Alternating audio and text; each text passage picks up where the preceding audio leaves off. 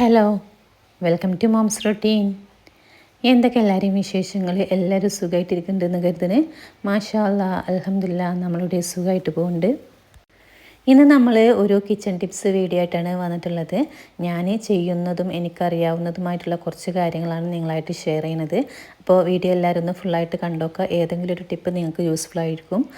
Video ഫുള്ളായിട്ട് കണ്ടിട്ട് ഇഷ്ടമാണെങ്കിൽ ഒന്ന് ലൈക്ക് ചെയ്യട്ടോ. ആദ്യമായിട്ട് കാണുന്ന കൂട്ടുകാരുണ്ടെങ്കിൽ സബ്സ്ക്രൈബും കൂടി ചെയ്യുക.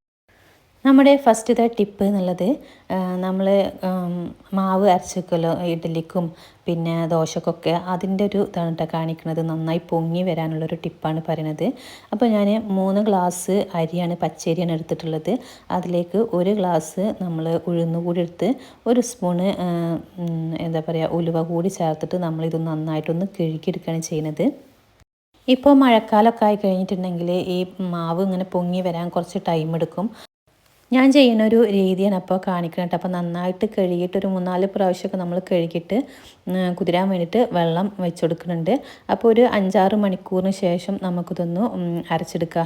അപ്പോൾ ഒരു ഉച്ചൻ്റെ സമയത്തൊക്കെ നമ്മളിത് വെള്ളത്തിലിട്ട് കഴിഞ്ഞിട്ടുണ്ടെങ്കിൽ രാത്രിയിൽ ഒരു 9:30 സമയത്തൊക്കെ അരച്ചെടുത്താൽ മതി. ആ സമയത്താണ് ഞാൻ അരച്ചെടുക്കുന്നത്.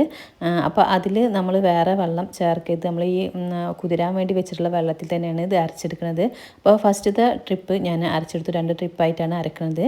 ഇനി രണ്ടാമത്തെ പ്രാവശ്യം നമ്മൾ ഇട്ട് കൊടുക്കണം. അപ്പോൾ ഇതിലേക്ക് ഇനി ഇട്ട് കൊടുക്കുന്നത് 1 ഗ്ലാസ് ചോറിട്ടാ. അത് ചെറിയ ചൂടുള്ളൊരു ചോറെടുക്കണം, നേരിയ ചൂടുള്ളൊരു ചോറ്. അതാണ് നമ്മുടെ ടിപ്പിട്ടാ. ഈ നേരിയ ചൂടിൽ ഈ ചോറെടുത്തിട്ട് അരക്കുമ്പോൾ പെട്ടെന്ന് പൊങ്ങി വരുന്നതായിട്ട് തോന്നിയിട്ടുണ്ട്. അരച്ചതിന് ശേഷം നമുക്ക് കൈ വെച്ചിട്ട് തന്നെ നന്നായിട്ടൊന്ന് എല്ലാം കൂടി ഒന്ന് മിക്സ് ആക്കിയിട്ട് ഇങ്ങനെ എടുക്കുക. അതും നല്ലൊരു ഇതാണ് പൊങ്ങി വരാൻ വേണ്ടിയിട്ട്. അങ്ങനെ പിറ്റേ ദിവസം നമ്മൾ രാവിലെ എടുത്തിട്ടുള്ളത്. ഇനി നമുക്ക് ദോശ ചുട്ടെടുക്കുക, ഇഡ്ഡലി ചുട്ടെടുക്കുക, എന്ത് വേണമെന്നുണ്ടെങ്കിലും നല്ല സോഫ്റ്റ് ആയിട്ടും നല്ല ടേസ്റ്റി ആയിട്ടുള്ള ഒരു മാവായിരിക്കും ഇത്. അപ്പോൾ ഈ ഒരു മഴക്കാലമൊക്കെ ആയി കഴിഞ്ഞിട്ടുണ്ടെങ്കിൽ പൊങ്ങി വരാൻ കുറച്ചൊരു സമയം എടുക്കും കേട്ടോ. ഇനി ഏതൊരു സമയത്തായി കഴിഞ്ഞിട്ടുണ്ടെങ്കിലും നമുക്ക് ഇങ്ങനെ പൊങ്ങി വരാൻ ഈ ഒരു ടിപ്പ് ഉപയോഗിക്കുക. അപ്പോൾ നേരിയ ചൂടിൽ, കൂടുതൽ ചൂട് ആവശ്യമില്ല കേട്ടോ, നേരിയൊരു ചൂടിലാണ് നമ്മൾ ഇത് ചോറെടുക്കേണ്ടത്. ഞാൻ ഉഴുന്നും ചോറും ഒരേ അളവിലാണ് എടുക്കൽ. അപ്പോൾ ഇഡ്ഡലിയൊക്കെ ഇത് നന്നായിട്ട് വീർത്ത് വന്നിട്ടുണ്ട്, നല്ല പൊങ്ങി വന്നിട്ടുണ്ട്. അപ്പോൾ എല്ലാവരും ഒന്ന് ട്രൈ ചെയ്ത് നോക്കുക. അപ്പോൾ അടുത്ത ടിപ്പായിട്ട് നമ്മളിനി പറയുന്നത് കുക്കറിൽ ചോറ് വെക്കുന്നതിനെ പറ്റിയിട്ടുള്ളൊരു രീതിയാണ് കേട്ടോ കാണിക്കുന്നത്. അപ്പോൾ കുക്കറിൽ ചോറ് വെക്കാത്തവരായിട്ട് ആരും ഉണ്ടാവില്ല. ഞാൻ സാധാരണ അടുപ്പിലാണ് വെക്കൽ. പക്ഷേ ഇടയ്ക്ക് എപ്പോഴെങ്കിലുമൊക്കെ നമ്മൾ കുക്കറിൽ വെക്കും കേട്ടോ. അങ്ങനെ ആകുമ്പോൾ ചോറ് ഇങ്ങനെ ഒട്ടാതിരിക്കാൻ വേണ്ടിയിട്ടുള്ള ഒരു ടിപ്പാണ് പറയുന്നത്. അപ്പോൾ ഇത് ഈ അരി എന്നുള്ളത് വേവ് കുറഞ്ഞിട്ടുള്ള അരിയാണ് കേട്ടോ. റേഷൻ കടയിൽ നിന്ന് കിട്ടുന്ന അരിയാണ്. അപ്പോൾ റേഷൻ കടയിൽ നിന്ന് കിട്ടുന്ന അരിയൊക്കെ കുക്കറിൽ വെച്ച് കഴിഞ്ഞിട്ടുണ്ടെങ്കിൽ കുഴഞ്ഞിട്ട് പോകുമല്ലോ, ഒട്ടിയിട്ട് ഇങ്ങനെ പശയൊക്കെ കൂടുതലുള്ള അരിയായിരിക്കും.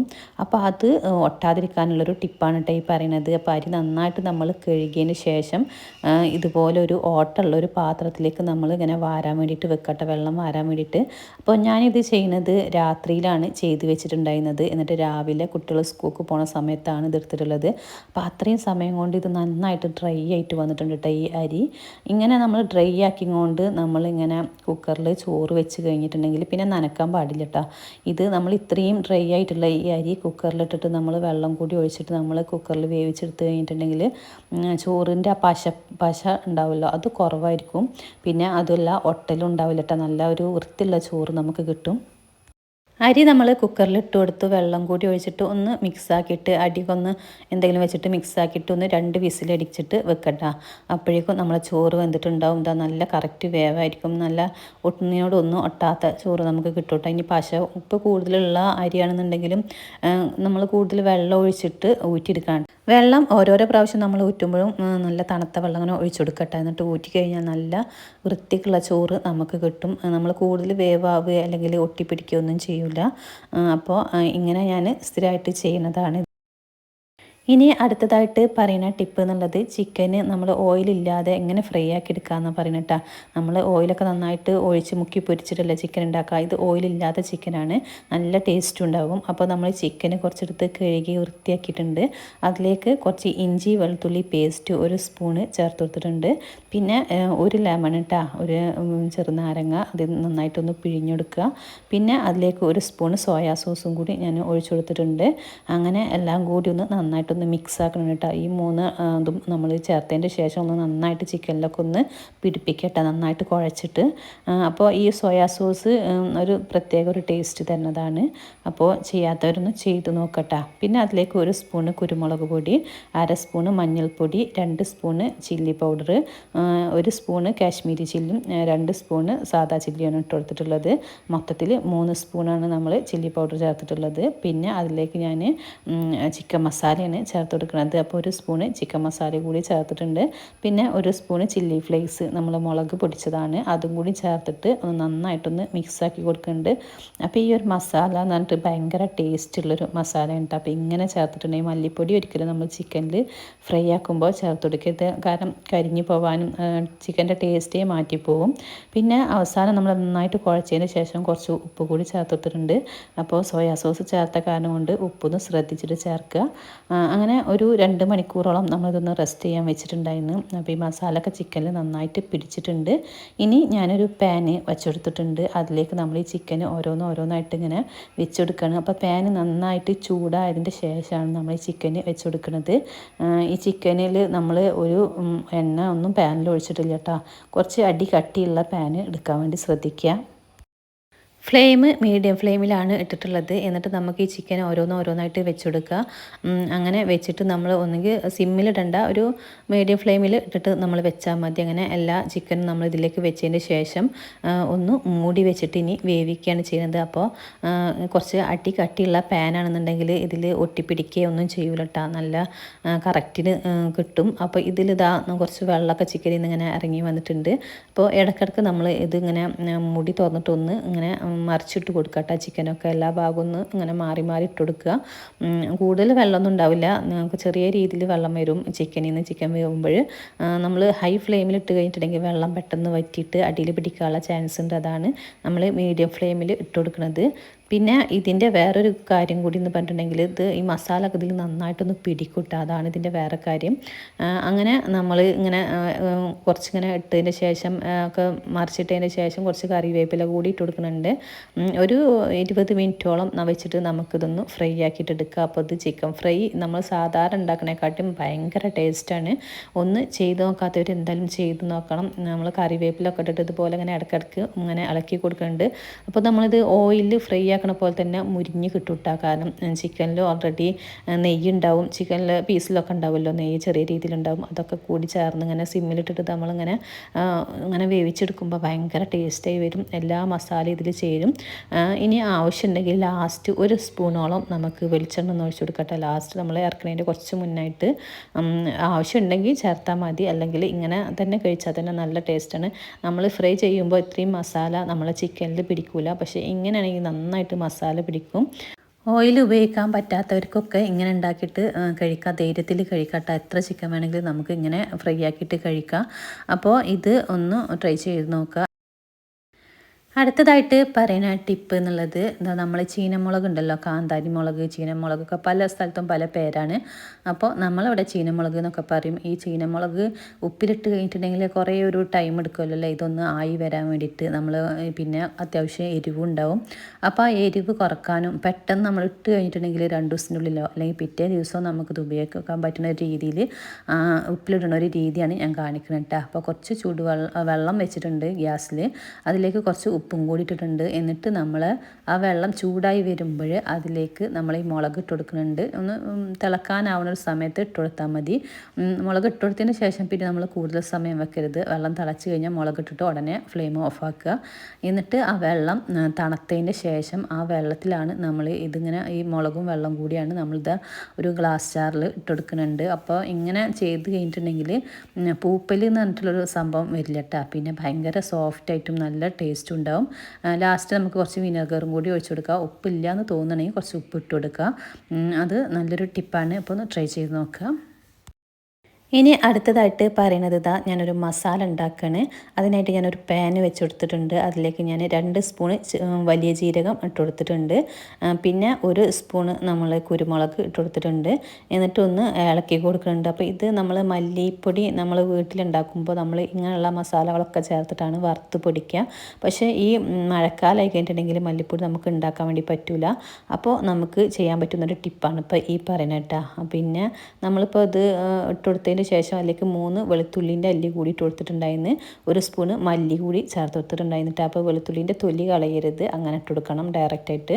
പിന്നെ അതിലേക്ക് കുറച്ച് കറിവേപ്പില ഇട്ട് കൊടുക്കുന്നുണ്ട്. കുറച്ച് കൂടുതൽ കറിവേപ്പില ഇട്ട് കൊടുക്കുക കേട്ടോ. വീട്ടിൽ കറിവേപ്പില ഉണ്ടെന്നുണ്ടെങ്കിൽ നല്ല കറിവേപ്പില ഇട്ട് കൊടുക്കുക. നല്ല സ്മെല്ലാണ് നമ്മൾ മല്ലിയിലേക്ക് കറിവേപ്പില ഇട്ട് കൊടുത്ത് കഴിഞ്ഞിട്ടുണ്ടെങ്കിൽ. പിന്നെ വെളുത്തുള്ളിയും നമ്മൾ തൊലിയോട് കൂടി ഇട്ട് കഴിഞ്ഞിട്ടുണ്ടെങ്കിൽ അത് നമ്മളിങ്ങനെ പൊടിഞ്ഞ് കിട്ടും വേഗം. അങ്ങനെ നമ്മൾ വറുത്തതിന് ശേഷം പൊടിക്കുമ്പോൾ അപ്പോൾ നന്നായിട്ടൊന്ന് വറുത്തെടുക്കുന്നുണ്ട്. പിന്നെ നമ്മൾ കണ്ട ഈ ഒരു പരിവാവുന്ന വരെ വറുത്ത് കൊടുക്കുക. അതിലേക്ക് ഞാനൊരു സ്പൂണ് ഉലുവ കൂടി ചേർത്തിട്ടുണ്ടായിരുന്നു. അപ്പോൾ 2 സ്പൂണ് പെരിഞ്ചീരകം, 1 സ്പൂണ് ഉലുവയും, 1 സ്പൂണ് കുരുമുളകും, പിന്നെ വെളുത്തുള്ളിൻ്റെ അല്ലിയും കറിവേപ്പിലയും മല്ലിയാണ് ചേർത്ത് കൊടുത്തിട്ടുണ്ടായിരുന്നത്. അപ്പോൾ ഈ ഒരു പരിവാകുമ്പോൾ പൊട്ടുന്ന ഒരു സമയമാകുമ്പോൾ നമ്മൾ കറിവേപ്പിലൊക്കെ അങ്ങനെ പൊടിഞ്ഞ് കിട്ടുമല്ലോ. ആ ഒരു സമയമാകുമ്പോൾ ഫ്ലെയിം ഓഫ് ആക്കുക. ഇത് കരിയാത്ത രീതിയിൽ സിമ്മിലിട്ടിട്ട് വേണം നമ്മളിതൊക്കെ വറുത്തെടുക്കാൻ വേണ്ടിയിട്ട്. ഒന്ന് തണുത്തതിന് ശേഷം നമുക്കിതൊന്ന് പൊടിച്ചെടുക്കാം. അപ്പോൾ എൻ്റെ മല്ലി കഴിഞ്ഞിട്ടുണ്ട് കേട്ടോ. അപ്പോൾ വർഷക്കാലമായപ്പോൾ ഉണ്ടാക്കാനൊരു മാർഗ്ഗമില്ല. പിന്നെ ഇത് യൂസ് ആവുന്നത് പുറത്തേക്കൊക്കെ നമുക്ക് കൊടുത്തയക്കാനൊക്കെ സിമ്പിളായിട്ട് കൊടുത്തയക്കാം. അപ്പോൾ 1 കിലോ മല്ലിയാണ് ഇപ്പോൾ ഇതുള്ളത്. അതിലേക്കുള്ള ഇൻഗ്രീഡിയൻ്റാണ് ഞാൻ പറഞ്ഞിട്ടുള്ളത്. അപ്പോൾ നമുക്ക് പുറത്തുനിന്നൊക്കെ മല്ലിപ്പൊടി കൊണ്ടുമ്പോൾ ഇത് ചേർത്ത് കൊടുത്താൽ മതി. വീട്ടിലുണ്ടാക്കുന്ന അതേ ടേസ്റ്റോടും സ്മെല്ലോടും കൂടി നമുക്ക് മല്ലിപ്പൊടി ആക്കിയെടുക്കാം. പിന്നെ നമുക്ക് വിദേശത്തേക്കൊക്കെ കൊടുത്തയക്കാനൊക്കെ സിമ്പിളാണ്. നമ്മളെ വീട്ടിൽ മല്ലി പൊടിക്കാൻ പറ്റാത്തവർക്കൊക്കെ ഈ ഒരു ട്രിക്ക് ചെയ്താൽ മതി. അപ്പോൾ നല്ല സ്മെല്ലോടും ടേസ്റ്റോടും കൂടി മല്ലിപ്പൊടി നമുക്ക് ആക്കിയെടുക്കാൻ വേണ്ടി പറ്റും. പുറത്തുനിന്ന് കൊണ്ടുവരുന്നതോ പാക്കറ്റ് മല്ലിപ്പൊടികളോ എന്തോ ആയിക്കോട്ടെ, ഇത് ഞാൻ മില്ലിൽ നിന്ന് വാങ്ങിയതാണ്. പക്ഷേ അവർ ഇതൊന്നും വറുത്തിട്ടുണ്ടാവില്ലല്ലോ. അപ്പോൾ ഞാൻ ഇത് എല്ലാം കൂടി ഒന്ന് ചേർത്ത് കൊടുക്കുകയാണ്. അപ്പോൾ നല്ല ടേസ്റ്റോട് കൂടി ഉള്ള മല്ലിപ്പൊടി നമുക്ക് ആക്കിയെടുക്കാൻ വേണ്ടി പറ്റും. വിദേശത്ത് നിൽക്കുന്നവർക്കൊക്കെ ഇങ്ങനെ ഉണ്ടാക്കിയിട്ട് കൊടുത്തയച്ചാൽ മതി. അപ്പോൾ നമ്മൾ വീട്ടിൽ തന്നെ മല്ലി ഇതുപോലെ വറുത്തെടുക്കേണ്ട ആവശ്യമില്ല. അല്ലാതെ തന്നെ നമുക്ക് നല്ല സ്മെല്ലുള്ള രുചിയുള്ള മല്ലിപ്പൊടി കിട്ടും. അപ്പോൾ ഇതൊന്ന് ട്രൈ ചെയ്ത് നോക്കുക. ഇനി അടുത്തതായിട്ട് നമ്മൾ പറയണത് പാൽപ്പൊടി, പിന്നെ ഹോർലിക്സിൻ്റെ പൊടി, ബൂസ്റ്റ് പൊടി, അങ്ങനെയുള്ളതൊക്കെ നമ്മൾ പൊടി ഐറ്റംസ് കൊണ്ടുമ്പോൾ പുറത്ത് വെച്ച് കഴിഞ്ഞിട്ടുണ്ടെങ്കിൽ പെട്ടെന്ന് കേട് വരും കേട്ടോ. കട്ട പിടിക്കാനുള്ളൊക്കെ ചാൻസ് ഉണ്ട്. അപ്പോൾ ഈ ബൂസ്റ്റ് പൊടി, ഹോർലിക്സും പൊടി ഒന്നും കട്ട പിടിക്കാതിരിക്കാനും പാൽപ്പൊടിയിൽ ഉറുമ്പ് വരാതിരിക്കാനും കട്ട പിടിക്കാനൊക്കെ ഉള്ളൊരു ടിപ്പാണ് നമ്മൾ ഫ്രിഡ്ജിൽ വെക്കട്ടോ. അപ്പോൾ ഇത് 1 വർഷം മുന്നേ ഉള്ള പാൽപ്പൊടിയാണ്. അത് ഇങ്ങനെ ഓരോന്നിലാക്കി മാറ്റിയിട്ടുണ്ട്. ഇത് ഞാൻ ഹോർലിക്സ് പൊടിയാണ്. ഇത് ബാലൻസ് വന്നത് ഞാൻ ചെറിയൊരു പാത്രത്തിലേക്ക് മാറ്റിയിട്ട് ഫ്രിഡ്ജിൽ സ്ഥലം ഉണ്ടാവില്ല എന്ന് എഴുതിയിട്ട്. അപ്പോൾ ഇങ്ങനെയുള്ള ഓരോരോ എയർ ടൈറ്റ് ആയിട്ടുള്ള പാത്രങ്ങളിൽ ആക്കി വെക്കുക. പിന്നെ കാഷ്യൂസൊക്കെ അങ്ങനെ ചെയ്ത് കഴിഞ്ഞിട്ടുണ്ടെങ്കിൽ എത്ര വർഷമാണെങ്കിലും നമുക്ക് അങ്ങനെ ഇരിക്കൂട്ടോ, ഒരു കേട് കൂടാതെ. പിന്നെ അടുത്തതായിട്ട് പറയുന്ന ടിപ്പ് എന്നുള്ളത് ഒരു ഇരുമ്പിൻ്റെ പാനല്ല, നമ്മൾ ഇരുമ്പിൻ്റെ ചട്ടിയാണ്. ഇപ്പോൾ നമ്മൾ ദോശ ചട്ടി ഉണ്ടല്ലോ, അതാണ്. അപ്പോൾ ഞാനിത് കുറച്ച് വലുപ്പം കൂടിയപ്പോൾ വെച്ചതായിരുന്നു. അപ്പോൾ തുരുമ്പ് നന്നായിട്ട് പിടിച്ചിട്ടുണ്ട്. അപ്പോൾ ഇതിലത്തെ തുരുമ്പ് പോവാനും ഈ അയൺ പാന് നല്ല ഒരു എന്താ പറയുക, നമ്മൾ നോൺ സ്റ്റിക്കിൻ്റെ പാനുമാതിരി നല്ല ഒന്നും ഒട്ടിപ്പിടിക്കാതൊക്കെ കിട്ടാതിരിക്കാനുള്ളൊരു ടിപ്പാണ് പറഞ്ഞത്. അപ്പോൾ നന്നായിട്ട് ഇത് നമ്മൾ ആദ്യം കഴുകിയെടുക്കുക. തുരുമ്പുണ്ടെങ്കിൽ അതൊക്കെ നന്നായിട്ട് കഴുകി കളയട്ടെ ഫസ്റ്റായിട്ട്.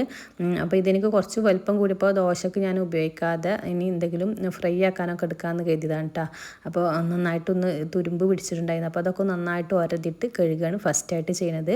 അപ്പോൾ ഇത് മയക്കിയെടുക്കാൻ വേണ്ടിയിട്ട് പല രീതിയിലും ചെയ്യണത് കാണാം. അപ്പോൾ ഞാൻ ചെയ്യുന്നൊരു രീതി എന്ന് പറഞ്ഞിട്ടുണ്ടെങ്കിൽ ഇങ്ങനെയാണ്. അപ്പോൾ നമ്മൾ നന്നായിട്ടൊന്ന് കഴുകിയതിൻ്റെ ശേഷം ഒന്ന് തുടച്ചെടുക്കുന്നുണ്ട്.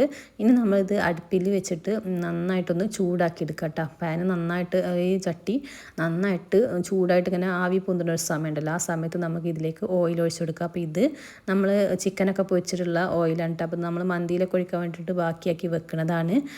അത് പിന്നെ യൂസ് ആക്കലില്ല കേട്ടോ. അവിടെ ഒരു പ്രാവശ്യം നമ്മൾ ചിക്കൻ ഫ്രൈ ആക്കിയ ആ ഓയിൽ എടുക്കാൻ സമ്മതിക്കലില്ല. അപ്പോൾ ഞാൻ അതൊക്കെ കൂടി ഒരു പാത്രത്തിലാക്കി വെക്കലാണ് നമ്മൾ മന്തിക്കൊക്കെ നമ്മൾ ഒന്ന് പുകയ്ക്കാനൊക്കെ എടുക്കാൻ വേണ്ടിയിട്ട്. അപ്പോൾ അങ്ങനെ നമുക്ക് ആവശ്യമില്ലാത്ത എന്തെങ്കിലും ഓയിലൊക്കെ ഉണ്ടെങ്കിൽ ആക്കിയിട്ട് നമ്മൾ നന്നായിട്ട് ആ എണ്ണ ചൂടാക്കിയിട്ട് ഒരാഴ്ച വരെ വെക്കട്ടോ. ഒരാഴ്ച അല്ലെങ്കിൽ 2 ദിവസമോ അല്ലെങ്കിൽ ഞാനിപ്പോൾ ഇത് 2 ദിവസമേ വെച്ചിട്ടുള്ളൂ. അപ്പോൾ എന്നും നമ്മളിത് ജസ്റ്റ് ഒന്ന് ആ എണ്ണ അങ്ങനെ ചൂടാക്കി കൊടുക്കുക. ചൂടാക്കി കൊടുത്തിട്ട് നമ്മൾ ആ ഒരു ചട്ടി തന്നെ വെക്കുക. അപ്പോൾ നന്നായിട്ട് നമ്മൾ അടിയിലൊന്നും ഒട്ടിപ്പിടിക്കാത്ത രീതിയിൽ നമ്മൾ സാധാരണ പാനുമായി നമുക്ക് ആക്കി കിട്ടും. ഇതൊരു 2 ദിവസം നമ്മൾ എണ്ണ ഒഴിച്ച് വെച്ചേ ഉള്ളൂ. നമ്മൾ വീഡിയോ എടുക്കാൻ വേണ്ടി ഞാൻ വേഗം കാണിച്ചതാണ്. അപ്പോൾ നന്നായിട്ട് ഇത് പാൻ നന്നായി മയങ്ങി കിട്ടും. നമ്മൾ സാധാ പാനുമാതിരി ആയി കിട്ടും കേട്ടോ. അപ്പോൾ അയൺ പാന് നോൺ സ്റ്റിക്ക് പാനാക്കി മാറ്റാനുള്ളൊരു ടിപ്പാണ് ഇപ്പോൾ പറഞ്ഞിട്ടുള്ളത്. അപ്പോൾ അങ്ങനെയുള്ളവർ ഇങ്ങനത്തെ ചട്ടികളൊക്കെ ഉണ്ടെങ്കിൽ ഒന്ന് ശ്രമിച്ച് നോക്കട്ടോ. അപ്പോൾ അടുത്തതായിട്ട് പറയുന്ന ടിപ്പ് എന്നുള്ളത് നമ്മൾ സ്ത്രീകൾ കിച്ചണിൽ ഇങ്ങനെ നിൽക്കുമ്പോൾ ക്ഷീണം അങ്ങനെയുള്ള ഒക്കെ കുഴഞ്ഞു പോവുക, അല്ലെങ്കിൽ പണിയെടുത്തിട്ടുണ്ടെങ്കിൽ ഒരു സ്പീഡില്ല അങ്ങനെയൊക്കെ തോന്നുന്നവർക്ക് നല്ല എനർജി ആയിട്ട് ഇരിക്കാൻ വേണ്ടിയിട്ടുള്ളൊരു ഡ്രിങ്കാണ് കാണിക്കുന്നത്. അപ്പോൾ അത് എന്താ ഒരു 4 ഈത്തപ്പഴം ഞാൻ കുരു കളഞ്ഞിട്ട് എടുക്കുന്നുണ്ട് കേട്ടോ. അപ്പോൾ നമ്മളെ വീട്ടിൽ എന്താണോ ഉള്ളത്, ഇപ്പോൾ ഒരു മാസത്തിൽ 1 കിലോ ഈത്തപ്പഴമൊക്കെ കൊടുക്കണമെങ്കിൽ നമുക്ക് സുഖമായിട്ട് ഇഷ്ടം പോലെ ഉണ്ടാവും കേട്ടോ. 1 കിലോ വേണമെന്നില്ല കേട്ടോ, 1/2 കിലോ മതി. അപ്പോൾ എല്ലാവർക്കും ചെയ്യാൻ പറ്റിയിട്ടുള്ള ഒരു ഡ്രിങ്ക് തന്നെയാണിത്. പിന്നെ അത് 4 ഈത്തപ്പഴം എടുത്തു, ഒരു 6 ബദാം എടുത്തു, ഒരു 5-6 ഉണക്കമുന്തിരി എടുത്തു, 3-4 നട്ട്സ് കാഷ്യൂസും കൂടി എടുത്തിട്ടുണ്ട്. നമ്മൾ അണ്ടിപ്പരിപ്പ് എടുത്തിട്ടുണ്ട്. ഒന്ന് വെള്ളത്തിലിട്ട് വെച്ചിട്ടുണ്ടായിരുന്നു, ഒരു അരമണിക്കൂറോളം വെള്ളത്തിലിട്ട് വെച്ചിട്ടുണ്ടായിരുന്നു കേട്ടോ. പിന്നെ അതിലേക്ക് നമ്മൾ ചേർക്കുന്നത് ഒരു ക്യാരറ്റാണ്. അപ്പോൾ ക്യാരറ്റൊക്കെ നമ്മൾ വീട്ടിൽ ഇങ്ങനെ പച്ചക്കറി കൊണ്ടുവരുന്നില്ലല്ലേ, അപ്പോൾ അത് ഒരു ക്യാരറ്റ് എടുക്കുക, ഒരു ചെറിയ കഷ്ണം ബീട്രൂട്ടും കൂടി എടുക്കുന്നുണ്ട്. അപ്പോൾ ഇങ്ങനെ നമ്മൾ ഇതൊന്നും ഉണ്ടാക്കി കഴിക്കുകയാണെങ്കിൽ ഭയങ്കര ഒരു റിസൾട്ട് കിട്ടുന്ന ഒരു ഡ്രിങ്കാണിത്. പിന്നെ ഒരു കഷ്ണം നേന്ത്രപ്പഴം കൂടി ഞാൻ എടുത്തിട്ടുണ്ട്. എന്നിട്ട് പിന്നെ നമ്മൾ ഈ കുതിർക്കാൻ വേണ്ടി വെച്ചിട്ടുള്ളതും കൂടി അതിലേക്ക് ഇട്ടിട്ട് അതേ വെള്ളത്തിലാണ് നമ്മൾ അടിച്ചെടുക്കുന്നത്. അപ്പോൾ കട്ടി കുറക്കണം എന്നുണ്ടെങ്കിൽ നമുക്ക് കട്ടി കുറച്ചിട്ട് കഴിക്കുക, അല്ലാന്നുണ്ടെങ്കിൽ ഈ രീതിക്ക് അങ്ങനെ നമുക്ക് കഴിക്കട്ടെ. ഇത് ഭയങ്കര നമുക്ക് മാറ്റങ്ങൾ വരുത്തും. നമുക്ക് ക്ഷീണമോ കാര്യങ്ങളോ ഒക്കെ ഉണ്ടെങ്കിൽ അതൊക്കെ മാറാനും രക്തയോട്ടം വർദ്ധിപ്പിക്കാനൊക്കെ നല്ലൊരു ഡ്രിങ്കാണ്. അപ്പോൾ എല്ലാവരും ഒന്ന് ശ്രമിച്ച് നോക്കുക കുടിക്കാൻ. പിന്നെ അടുത്തതായിട്ട് ഞാൻ പറയുന്നത് ചക്കക്കുരു ആണ്. ഈ ചക്കക്കുരു കിട്ടിയിട്ടുണ്ടെങ്കിൽ നമ്മൾ പുറത്ത് പണ്ടൊക്കെ അങ്ങനെ കവറിലാക്കി കെട്ടി വെക്കുക അങ്ങനെയൊക്കെയാണല്ലോ ചെയ്തിരുന്നത്. പക്ഷേ ഇപ്പോൾ എല്ലാവരും ഇത് ഫ്രിഡ്ജിൽ വെക്കുകയാണ് ചെയ്യുന്നത്. അപ്പോൾ ഈ ഫ്രിഡ്ജിൽ വെച്ച് കഴിഞ്ഞിട്ടുണ്ടെങ്കിൽ ഇതിപ്പോൾ ഒരു 3 മാസം മുന്നുള്ള ചക്കക്കുരുവാണ് കേട്ടോ. പക്ഷേ ഒരു കേടും വന്നിട്ടില്ല. പിന്നെ ഇത് നമുക്ക് ഇങ്ങനെ ഈ രീതിക്ക് ഇത് ക്ലീനാക്കി എടുക്കുക. ഒന്ന് സെൻറ്റർ ഒന്ന് കട്ട് ചെയ്തതിൻ്റെ ശേഷം പിന്നെ തൊലി പെട്ടെന്ന് അടർന്ന് കിട്ടും കേട്ടോ. നമ്മൾ ഫ്രിഡ്ജിൽ വെച്ച് കഴിഞ്ഞിട്ടുണ്ടെങ്കിൽ പെട്ടെന്ന് നമുക്ക് ഇതിൻ്റെ തൊലി അടർന്ന് കിട്ടും.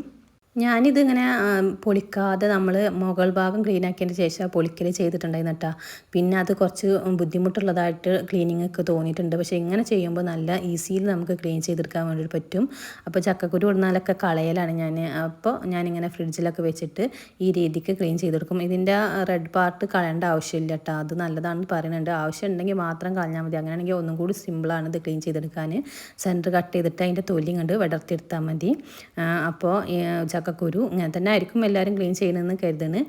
അപ്പോൾ ഞാൻ ഈ ഇങ്ങനെ ചെയ്യൽ തുടങ്ങിയതിന് ശേഷം എനിക്കിതൊന്ന് ഈസി ആയിട്ട് തോന്നി. അപ്പോൾ അതാണ് ഷെയർ ആക്കിയത് കേട്ടോ. അപ്പോൾ അങ്ങനെ ചെയ്യാത്ത കൂട്ടുകാരുണ്ടെങ്കിൽ ഇങ്ങനെയൊക്കെ ഒന്ന് ചെയ്ത് നോക്കൂ. അപ്പോൾ നമുക്ക് ചക്കക്കുരു ഭയങ്കര ബെനിഫിറ്റ് ഉള്ളൊരു സാധനമാണ്. അപ്പോൾ അതിട്ടാ അങ്ങനെ. പിന്നെ നമ്മൾ അടുത്ത ടിപ്പ് പറയുന്നത് ഇതാണ്. നമ്മളെ സാമ്പാർ സിമ്പിളായിട്ട് നമുക്ക് സാമ്പാർ ഉണ്ടാക്കുക നല്ല ടേസ്റ്റോട് കൂടി. അപ്പോൾ കുറച്ച് പരിപ്പ് ഞാൻ എടുത്തിട്ടുണ്ട്, വെള്ളത്തിലിട്ടിട്ടുണ്ട്. അതിലേക്ക് നമ്മൾ എല്ലാ കഷ്ണങ്ങളും ഇട്ട് കൊടുത്തിട്ടുണ്ട്. മുളക് പൊടിയും മഞ്ഞൾപ്പൊടിയും മല്ലിപ്പൊടിയും പിന്നെ സാമ്പാർ പൊടി ചേർത്ത് കൊടുക്കുന്നുണ്ട്. അപ്പോൾ ഒരു 2 സ്പൂൺ മുളക് പൊടി, 2 സ്പൂൺ മല്ലിപ്പൊടി, 1 സ്പൂൺ സാമ്പാർ പൊടി. അപ്പോൾ ഇങ്ങനെ ചേർക്കുമ്പോൾ ഞാൻ സാമ്പാർ പൊടി കുറച്ചിട്ടാണ് ആദ്യം ചേർക്കൽ. കുറച്ച് പുളിവെള്ളം ഉപ്പിട്ടിട്ട് നമ്മളിതൊന്ന് വേവിക്കാൻ വേണ്ടി വെച്ചിട്ടുണ്ട്. ഒരു വിസിലടിക്കുമ്പോൾ നമുക്ക് വെണ്ട കൂടി ചേർത്തിട്ട് ഒരു വിസിലും കൂടി അടിച്ചെടുക്കുക.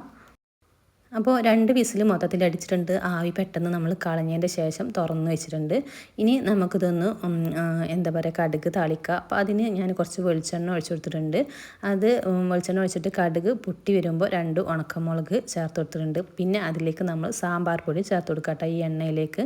അപ്പോൾ സാമ്പാർ പൊടി കുറച്ച് കൂടുതൽ എണ്ണയിലിട്ടിട്ട് മൂപ്പിച്ചെടുക്കണം. അപ്പോൾ ഞാൻ സാമ്പാർ വെക്കുമ്പോൾ അതിൽ ഞാൻ അധികം ചേർത്തിട്ടുണ്ടായിരുന്നില്ല, 1 സ്പൂണേ ചേർത്തിട്ടുള്ളൂ. ഇതിൽ ഞാനൊരു 3-4 സ്പൂൺ ചേർത്തതിന് ശേഷം ആ ഒരു സാമ്പാർ പൊടി നന്നായി മൂത്തതിൻ്റെ ശേഷം കുറച്ച് മല്ലിയില കൂടി ഇട്ടിട്ട് പിന്നെ നമ്മൾ സാമ്പാർ അതിലേക്ക് ഒഴിച്ചു കൊടുക്കുകയാണ്. ഈ രീതിക്ക് നമ്മൾ സാമ്പാർ ഉണ്ടാക്കിയിട്ടുണ്ടെങ്കിൽ അതിൻ്റെ രുചിയും മണമൊക്കെ കൂടുതലായിരിക്കും. നല്ല ടേസ്റ്റുള്ള സാമ്പാർ നമുക്ക് സിമ്പിളാക്കിയിട്ട് ഉണ്ടാക്കിയെടുക്കാം. അപ്പോൾ നമ്മുടെ ഇന്നത്തെ വീഡിയോ ഇത്രയോട്ടെ. ഈ ടിപ്പ് വീഡിയോകൾ ഇഷ്ടപ്പെടുന്നവരുണ്ടെങ്കിൽ നമ്മുടെ ചാനലൊന്ന് സബ്സ്ക്രൈബ് ചെയ്യുക. നമ്മൾക്ക് ഇനി അറിയുന്ന ടിപ്പുകൾ ഇനി വീണ്ടും ഇടാം. നമ്മുടെ ആദ്യമായിട്ട് കാണുന്ന കുട്ടികളുണ്ടെങ്കിൽ സബ്സ്ക്രൈബും ലൈക്കൊക്കെ ചെയ്യട്ടെ. നിങ്ങളുടെ എല്ലാവരുടെയും വാല്യുബിൾ ആയിട്ടുള്ള കമൻസുകൾ അറിയിക്കുക. അപ്പോൾ മറ്റൊരു വീഡിയോ ആയിട്ട് വരാം. അതുവരെയൊക്കെ എല്ലാ കൂട്ടുകാർക്കും താങ്ക്സ് ഫോർ വാച്ചിങ്.